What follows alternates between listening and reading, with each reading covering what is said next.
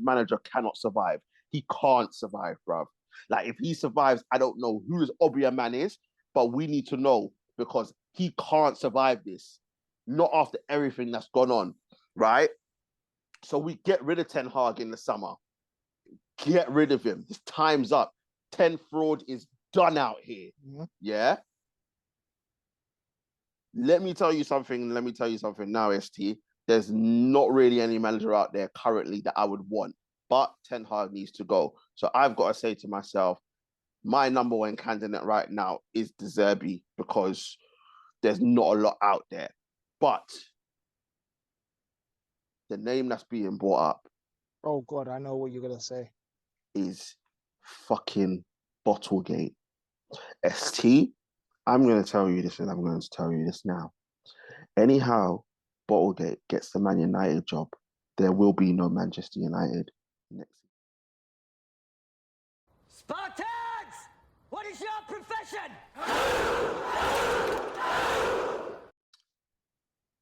Yes, people, another edition of Knightz of the Roundtable discussions where we discuss all sports all the time. Got my guy ST in the building. How are you doing, sir? I'm all good. Well, I'm all good in the sense of I'm all good in the sense of life. It's good to be back. Outside of Manchester United, we're all good, but we're gonna get into that. But it's been a long time. Sorry to the viewers, we've just been really busy. Life has taken over, but yeah, I wish we could come back in like happier circumstances, but I think we'll go into that. People, you heard it from ST. Listen, first things first, apologies. I think the last time we did a poddy, I think we said we were going to try get one out for Christmas and then try get one out in the new year. But as ST said, like, life's taking over. It happens. But we couldn't stay away too long. And we could, even though it has been long, because I think it's been like 5 months, but we couldn't stay away this weekend because of everything that's going on in football, but specifically what's going on currently at Manchester United. So we are back with another United therapy, but this one is going to take the cake because there's a lot to discuss, especially after the game against Chelsea. But people, welcome back. Thank you for being here. We appreciate you. Don't think we've forgotten you at all. We love the fact that you lot are watching, and we'll try to get back to regular programming, or at least more frequent programming in the near future. But as usual, before we start, make sure to like, share, comment, and subscribe to the channel.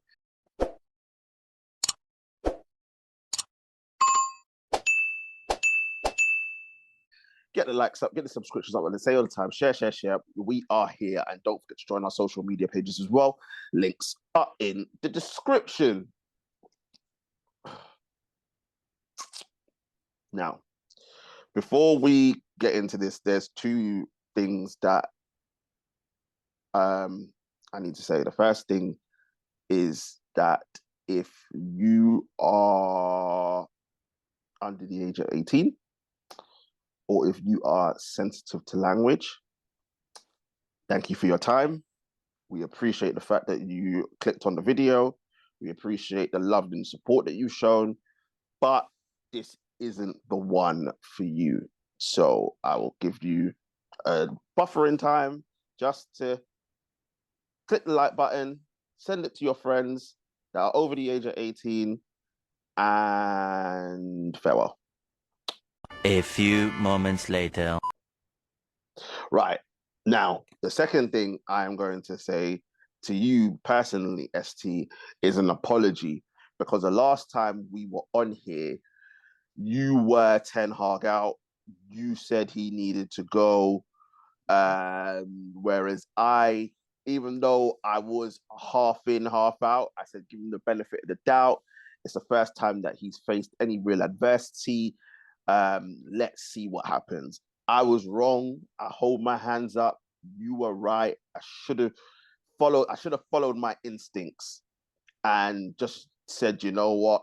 Fuck this, blood. Get this man out. But I tried to show the support purely because we've been sacking managers since Fergie left. And I said, you know what? We both endorsed Ten Hag. We both said that he'd be good for us. And I tried to be positive and I tried to support him. But that support is no more.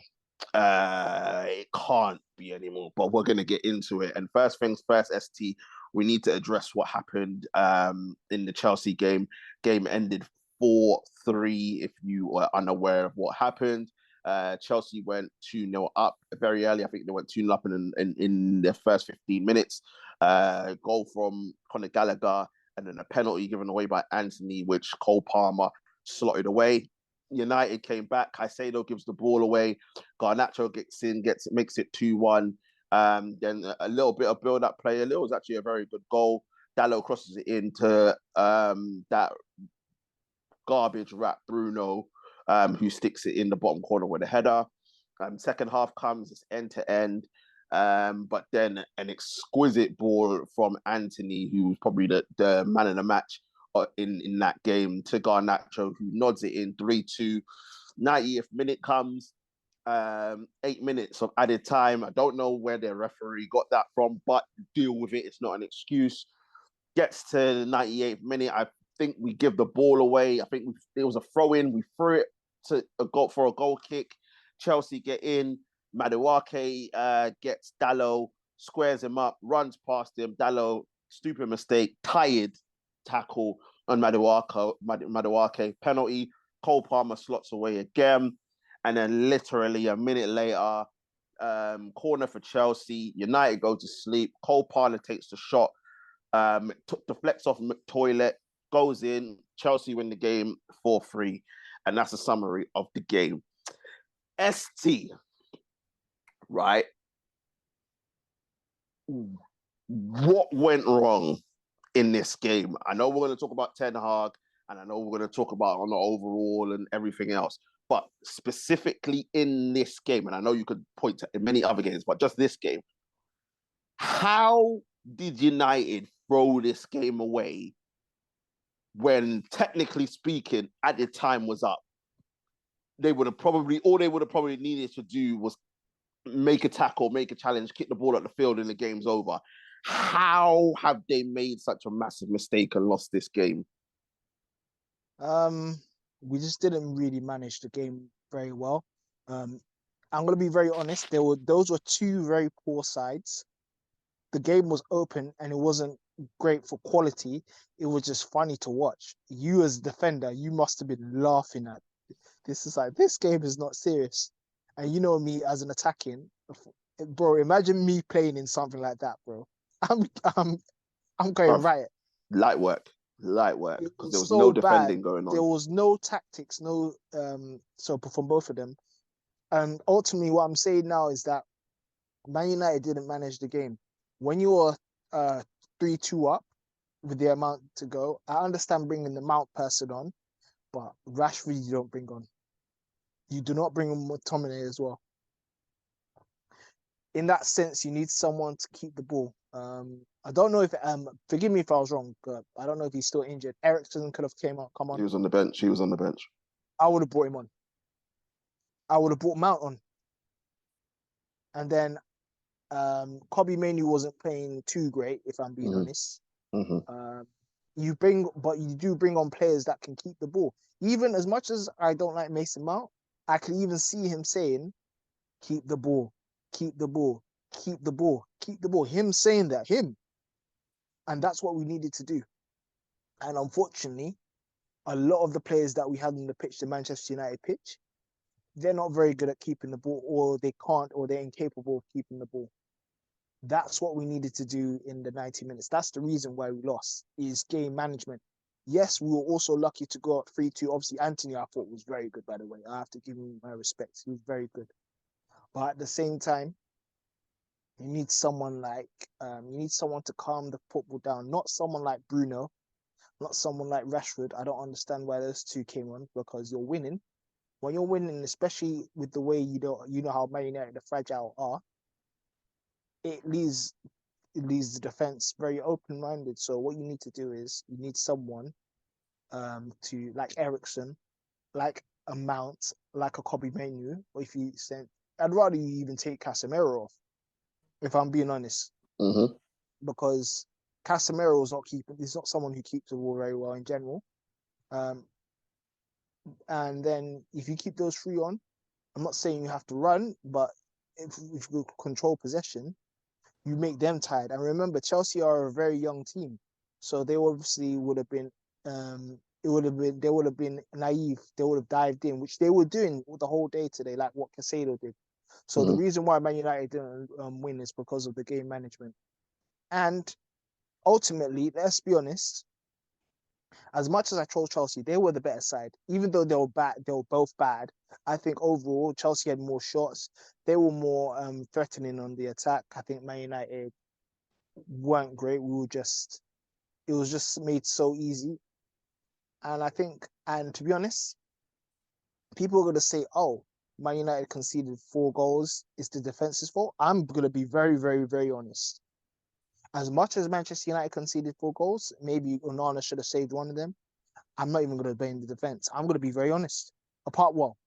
And the Dallow's mistake and stuff like that. But in general, and this has been the theme for Man United, our defense, it's not the defense that is the problem. It's the midfield and it's the strike force.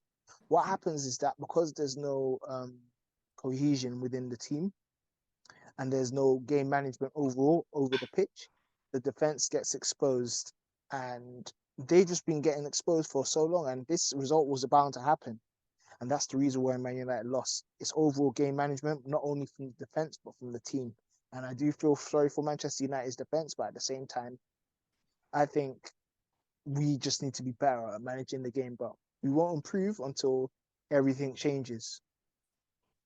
Well, no, listen, you're 100% right, and there's a lot to unpack with this game. What you said is right. Managing the game. There's no game. There is never any point where we have any game management.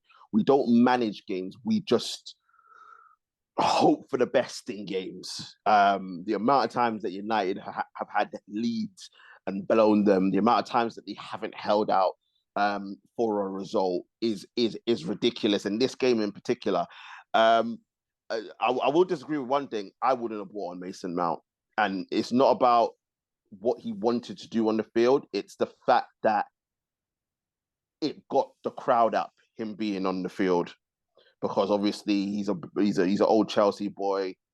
So the crowd gets riled and the octaves go up, and then all of a sudden it starts becoming a cauldron in the theatre, and that's what we didn't want. But I 100% agree with you with bringing Ericsson on if you wanted to keep the ball. Casemiro needed to come up because he was getting bypassed. He just looked like he was moving in slow motion. But I'm not taking Casemiro off and bringing on McToilet, who hasn't got a defensive bone in his body. Even Scotland realised that when they stopped playing him in the back three and them actually put him further forward. You have Amrabat.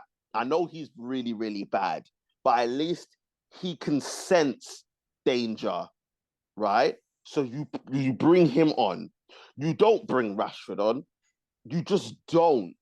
Like, he's pathetic. He's got no interest. He didn't do anything in the game when he came on. You would have been, even though Højlund did nothing in the game, at least he would have been a presence.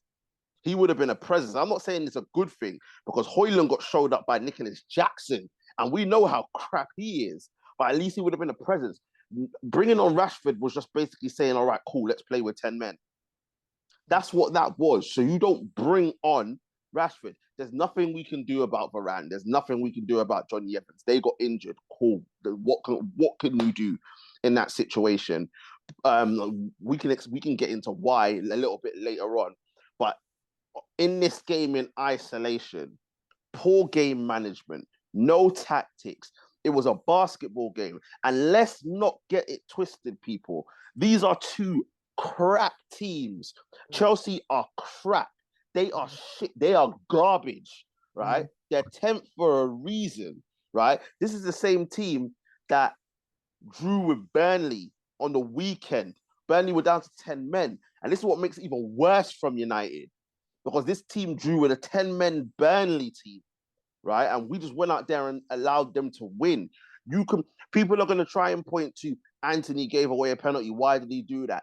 Dallo gave away a penalty. Why did he do that? Oh, Nana should have saved the first shot. Why didn't he save it? We can point to McTominay got a deflection. Why wasn't he standing square instead of turning his body? These are the kind of excuses that these the people that want Ten Hag in are going to be trying to use. No, yes, the 2 penalties, fair enough, they were stupid, and it shouldn't have happened. But you need to understand how we got in that position in the first place. And the reason why we keep getting into them positions in the first place is because we have no structure. There's no defensive structure. There's no attacking structure. These players just going out there and just freestyling. Everybody used to talk about them freestyling with Ollie there. This is even worse. And at ST, you know what I'm like. This was my derby, because I don't hate any team more than I hate Chelsea, right? So losing that game was the last straw for me when it comes to this manager. Even though I said, obviously in the group chat, I was like 10 hard out. This was it. He lost this game. He's done. He's finished. Get rid, right? You can't come back from this. You cannot come back from this. And it's clear to see to everybody, because everyone's calling it out, not just us who's been calling it out for months and months and months, not just people in the YouTube world. Now the pundits are starting to call out the fact that there's no structure, there's no system, there's no tactics. You can't survive this. You can't. And ST, if we move away from the Chelsea game, we can just go back to the weekend against Brentford, because it was the same thing. The only difference was we nearly stole a win, and it would have been criminal. It would have been absolutely criminal. But Brentford actually came back and got the 1-1 draw. What was before that? It was the FA Cup game. Forget that. Forget the FA Cup game. And then it was Everton before that. Forget that. What we're looking at right now, ST, is a manager that has been there for 18, 19 months, right? And we still have no style of play. We still have no system. We still have no structure. We still have no direction. So what's going on in training, and what is his purpose? Is his purpose literally just to turn up and say, you're playing, you're playing, you're playing, you're playing, you're playing, and then send him out of the field? Who knows? Who knows? But ST, before I'm going to bring you in, but I just need to say, I need to just go through this with you, right? So the game last night against Chelsea, 28 shots, 10 on target, 57% possession, right? Brentford, it finished 1-1. They had 31 shots, 47% possession, and Brentford became the third side on record, since they've been keeping the record since 2008-9, to have 80 plus touches in an opponent's penalty area. Do you know who owned the other 2 records? City owned the both of them, playing Southampton and fucking Norwich. And now you got Brentford struggling, who are in relegation battle. We know Tony's a baller. We accept that. But Brentford in a relegation battle had 80 plus touches in United's penalty area. Are you being serious, right? The FA Cup game against Liverpool, yes, we won. Liverpool still had 28 shots. No, we had 28 shots. Liverpool had 25. So it was gun-ho, but Liverpool had 59% possession. The game against Everton, where we won 2-0, the 2 penalties, right? Everton still had 23 shots with 48% possession. When we lost to City, yes, we went up. They had 27 shots, 73% possession. And do you know what else, ST? You know what other record Ten Hag broke, right? Since 2014, remember the game where we played Leicester? I think we were 3-0 up, and then with Dimmer, and then we lost 5-3. Yeah. So since that game, this is the first time that was the first time we had a halftime lead and lost, right? And we know how great City are, so it could have happened, but even still, right?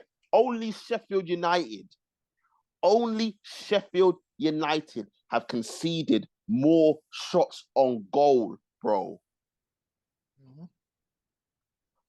the team at the bottom of the league. So Sheffield United have conceded the most. Then it's Man United. I think there was also another. I think there was also another stat that Onana is the first keeper to have 200 shots against him or something like that. 200 shots. 200. Yeah.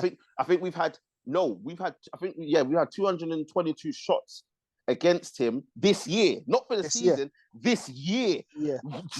We're in April. It was only January. We're not even 4 months in. Yeah.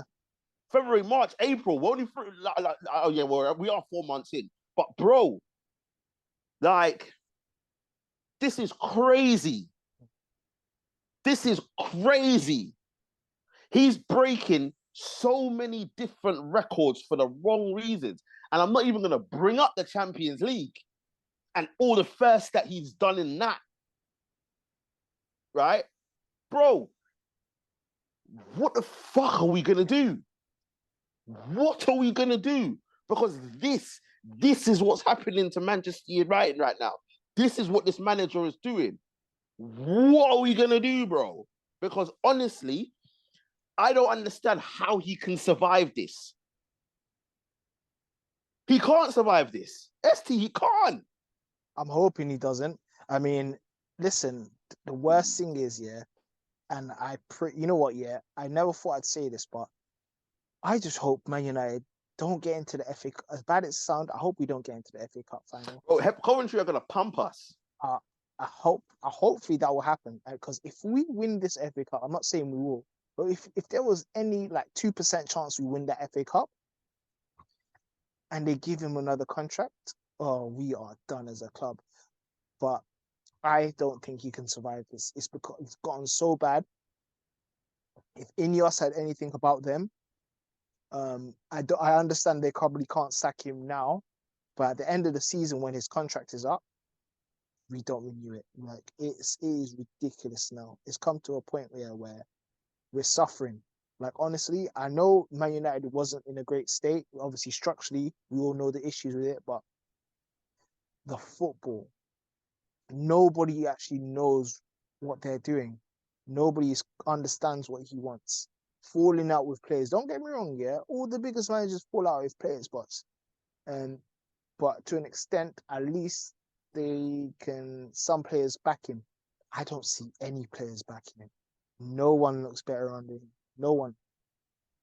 And that's the scariest thing. I think we just need to get rid and then start all over again. Even some of these players will go, then that's a completely different thing. But if the players can't buy into what you're doing, and then the fans can't see into what you're doing, then what are you doing? It's like Klopp, for example. Klopp, I mean, at the start of his tenure, we know he didn't have the best players, but we all saw what he was trying to do.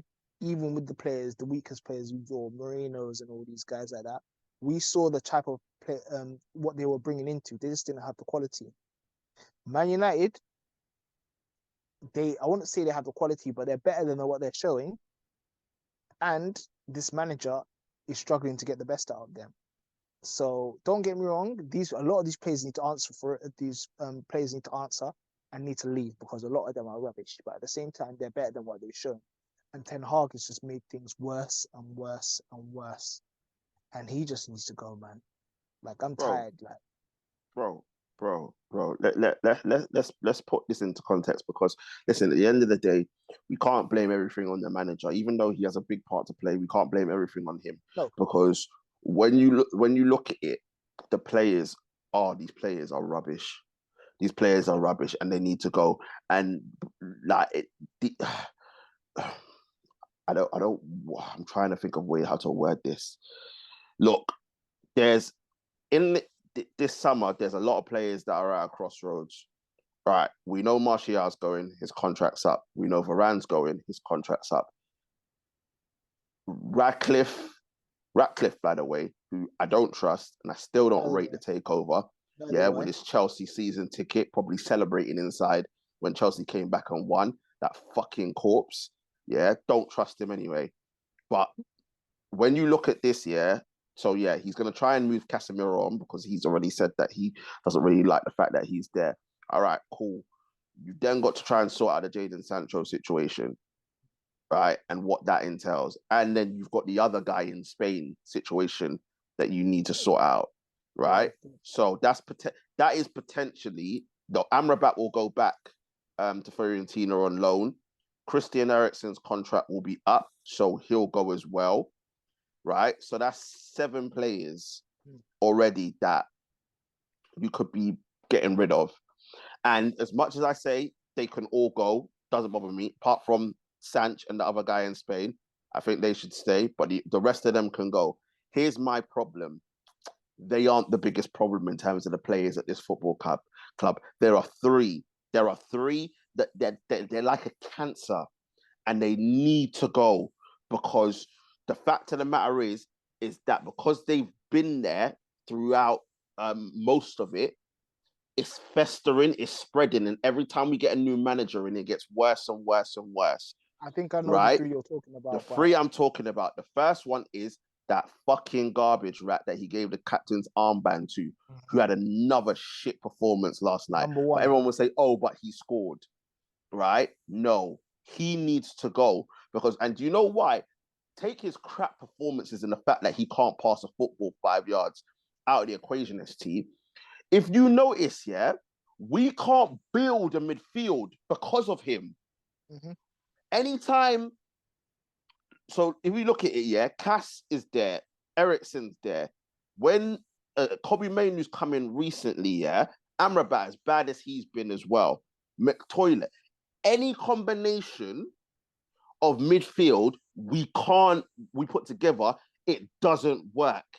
And the common denominator is that garbage rat Bruno Fernandes, right? Because he goes off and does his headless chicken shit, playing higher than the centre forward and leaving 2 in the midfield exposed.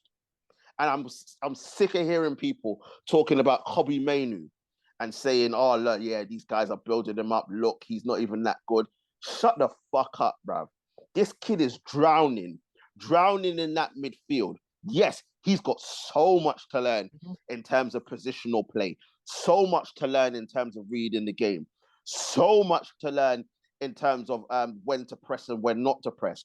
But when you have got a manager that doesn't know what he's doing, when you've got senior players around you that either don't know what they're doing or are leaving you to hang out and dry, and you got a team that's not performing and is losing week after week, what the fuck do you expect from an 18-year-old?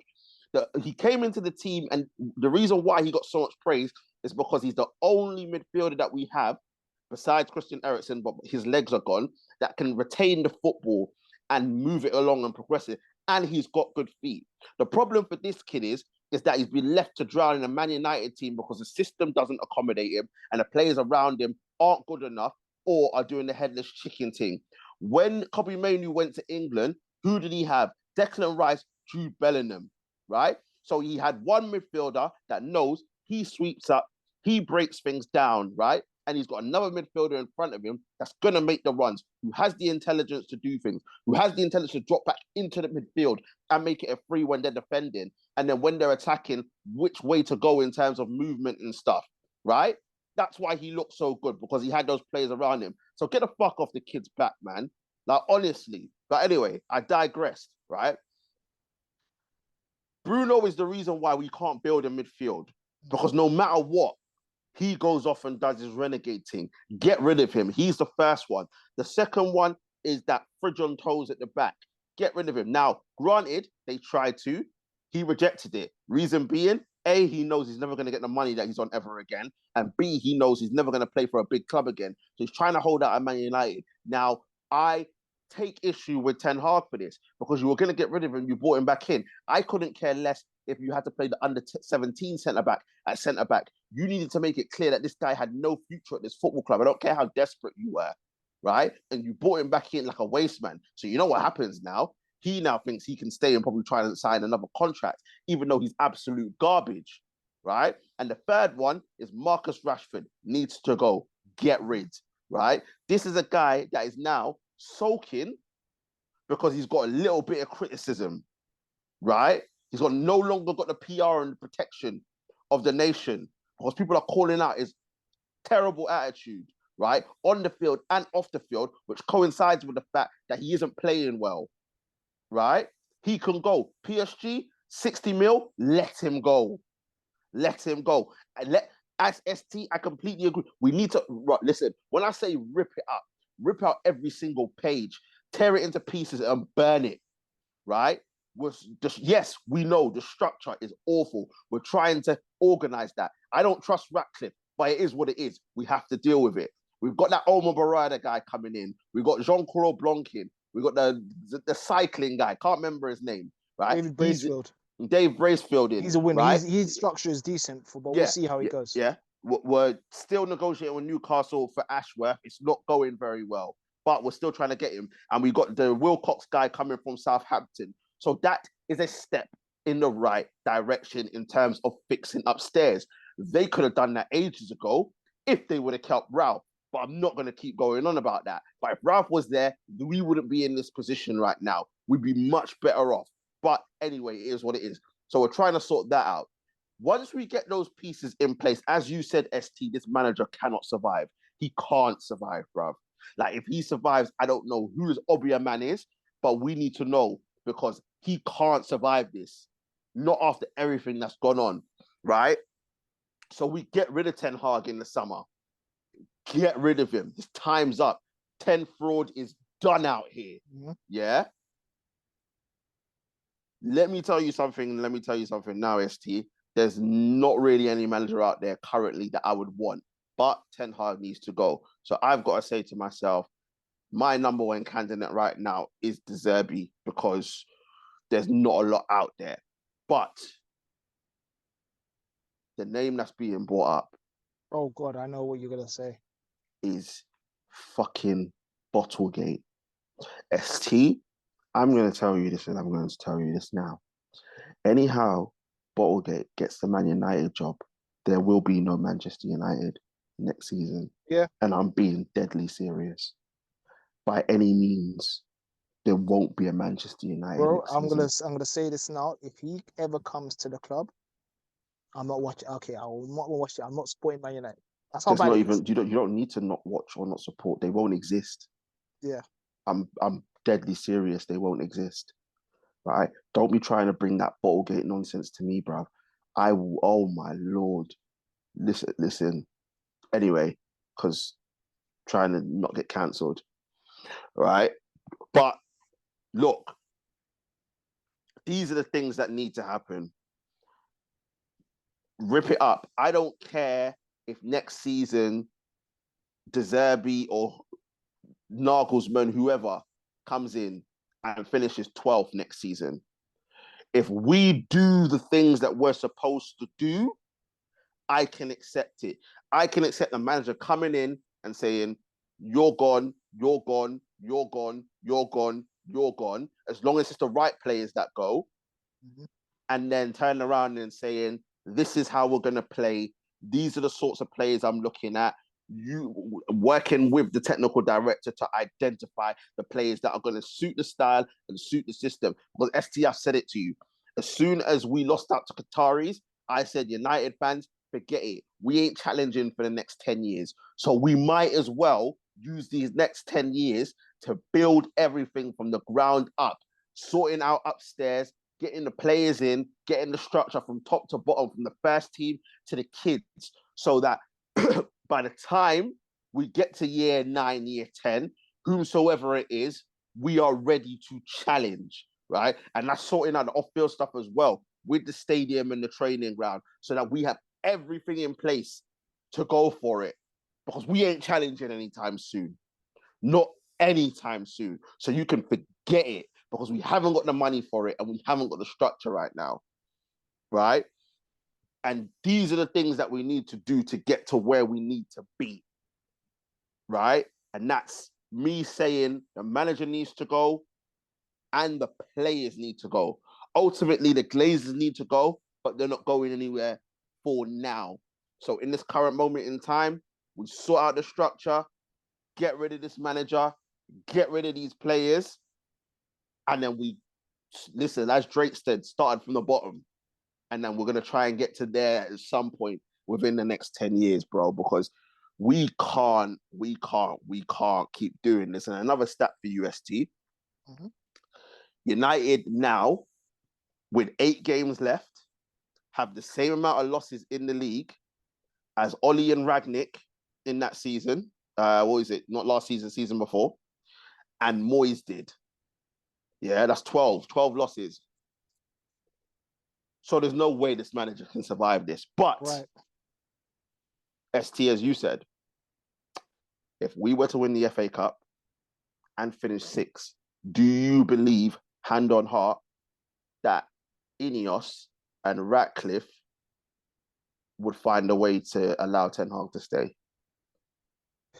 I don't trust him. That's the thing. I'm with you in this sense. Like, I don't know what Ineos will provide, but the way I see it, if Man United, let's just say with the 0.15% chance that we do win a trophy, because I still don't think we'll win a trophy, but if we do, I think they're gonna look at it as like, well, he's won the trophy, so they'll keep him. And if he finishes 5th or 6th, mate, they'll keep him. If they do that, then I'll know this club is even more finished than 10 years. I would say it's going even worse. But hopefully that doesn't happen. Hopefully, even if Man United, let's say, again, 0.15% chance we do win the FA Cup, someone does the Di Matteo on him and sacks him after that. You know what I mean? If I Louis see Van that, Gaal. Louis Van Gaal. Yeah, or Louis Van Gaal. If they do that, then I'll say, okay, at least I know you lot are seeing something. At least you lot are having sense, a little bit of sense. But I don't trust Ineos like you. Like the Ratcliffe, even the 25% takeover, they'll still be kind of under control with the Glazers and stuff like that. We needed to separate from the Glazers. That's the issue. Well, we had that opportunity, and then these people started bringing out their human rights nonsense and said, "Oh yeah, the Qataris can't come in." Obviously, that coincided with the fact that the Glazers wanted stupid money because, as I said in the beginning, when we first came out, they never wanted to sell. They wanted to get the highest. They wanted a cash injection, which is the first thing I said. So that didn't surprise me in a bit. But I will say this, bro. If Ten Hag finds a way to win the FA Cup, or even if he doesn't and they keep this manager, listen, fuck 10 fraud, fuck United, fuck Ineos, bruv, fuck these players, fuck everything. Because I'm telling you right now, they will not be getting any more of my time. And I'm brutally honest, because I'm serious. I won't be watching them like that. We are at a point in which, right, this club is in the pits of hell, right?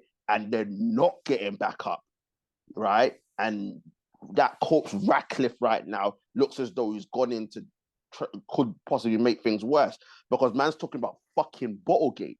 You're taking a piss out of my life. If you're going to give it to Bottlegate, you might as well give it to like Robbie Savage, or just give it to one of the tea ladies at United. If you're going to give it to fucking Bottlegate, are you serious, bro? This guy's a born failure in life. Never won a trophy as a player. Got relegated as a player. Got relegated as a manager of club football. And he got relegated in international football. How do you get relegated as England in international football, right? And let me add to that. Yeah, no, go. I was going to say, let me add to that in the sense that what with Southgate, every big game that he's come across that I've seen, he's lost. And it's due to tactics. I even looked at it, for example, England versus Italy. I remember watching that game and I was like, okay, it was 1-1 and stuff like that. Mancini at the time made the substitution. I don't remember the substitution, but I know it was a substitution. I remember him he's changed the formation a little bit to allow, I think it was DeMarco or someone, one of the fullbacks to bomb on, and then it created more overloads in the midfield. Little things like that, but Southgate didn't react. Southgate became more pragmatic. Recently against Brazil, this Brazil team is probably one of the worst Brazil teams I've seen in a long time. They didn't even have any players. Yeah, barring Vinicius and Yeah, Rodrigo and yeah, Paqueta. And even as good as they are, they're not the Brazil of old. And they exactly. still cook them. Yeah, yeah, Even this and Belgian he'll try team. and say, "Oh yeah, but half my squad was injured as well." Like, wouldn't have made a difference. Yeah, but so like that Brazil team, not all their Brazil team was there. Mm. Also, even the Belgium one was even more worrying because that Belgium squad is not good. Oh, they are dead food. They are not good. They are not good. Lukaku captain. And he was one and you know what the funniest thing is, bro? He was one of the best players on the pitch. Exactly. Him. And he was jogging. He was jogging around. He wasn't Yeah. even running. Yeah. Nah, it's And crazy. yeah. They can't try and bring this Bottlegate No. No. ting to me. Not at all, They bro. do And that, that'll be the last straw. I'll be like, you know what, bro? I just can't defend Man United. I won't watch Man United. nah, I'll be like, next time we make content, we don't include Man United therapy. We just, you know what? nah. We just say we're neutral. You know how we have the Russian flag and everything like that, the Yeah, neutral yeah. flag and Just say stuff in nah. Just say athletics. we're not affiliated. We're not We're not affiliated. affiliated. We're not That's it. affiliated. But SC, as we look towards next game is Liverpool at home, and everyone's trying to vibe off the FA Cup and We're whatnot. getting But it's not going cooked. to be the same thing because Klopp's not going to allow them to do this in the league. Obviously, as I said, for me, the Chelsea game was my derby, but this is the second one that I hate losing the most. But this is for most Man United fans the one that hate losing the most. If he gets battered at Liverpool, then I think he'll lose even the Ten Hag inners. I think he loses them if Liverpool come to Old Trafford and batter us like 3-4-0. Even then he'll lose them. So it's a game where in which you remember the Ollie days whenever he had to play one of these teams, he always found a way to just nick a result. Ten Hag's going to have to do that if he's going to save his job. I know he came out earlier today and said that he's not worried. He's focused on next season, blah, blah, blah, blah, blah, blah. But he knows his time is almost up. And if he loses against Liverpool, that's it for him. That's it for him. And he goes. And my whole thing is, when he goes, he needs to take all them players with him as well. Because at the end of the day, Manchester United right now are at rock bottom. Rock bottom, right? No Dwayne Johnson, bruv. You get me? Like it's crazy in the dunya right now, bro. But listen, my voice hurts, bruv. I And mean, we've had to get that off our chest, man. we had It's to get been it a off our really chest, and it is what it is. What can you do? But people, listen. That's it for United therapy. Like I need to lie down and have a drink or something because honestly, like it's mad right now. But people, let us know what you think in the comment section. Let us know what you think about what happened with the Chelsea game. Let us know, are you Ten Hag in or you Ten Hag out? Let us know who you want as the next manager. Let us know if you're Bottlegate in, Bottlegate out. Let us know what you think needs to happen with the players and the management and at Manchester United on a whole. And as usual, before we go, make sure to like, share, comment, and subscribe to the channel. Get the likes up, get the subscriptions up by the same time. Share. We are here. And don't forget to join our social media pages as well. Links are in the description. I want to say thank you very much to my guy, ST, as usual. Thank you very much, sir. Thank you for having me, man. It's good to be back. And I'm telling you, it's good to be back. People, coming up next, we will be with the man them. Listen, Footy Chat will be back. We'll be talking title race, we'll be talking Chelsea, and we'll be talking Newcastle as well. So if you got to the end of this one, make sure you head over to that one. That's going to be on the channel as well. You get a double whammy today. Hopefully, we might have a fight talk as well at some point. But people, listen, as usual, as I say, stay safe, be safe out there, and we shall see you very, very soon. Peace. Peace.